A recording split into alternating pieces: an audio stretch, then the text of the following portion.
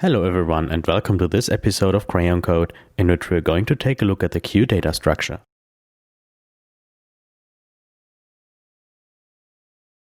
A queue works by the principle of first in, first out.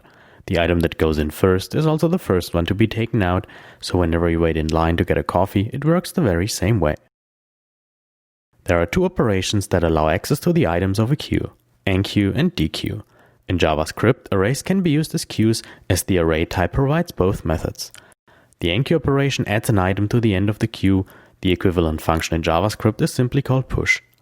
Vice versa, the dequeue operation retrieves the foremost item and removes it, and the next item becomes the first one. In JavaScript, the dequeue operation is simply called shift.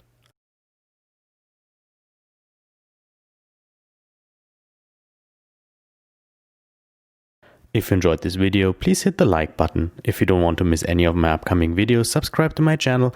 If you have suggestions for future topics, just post them in the comments below.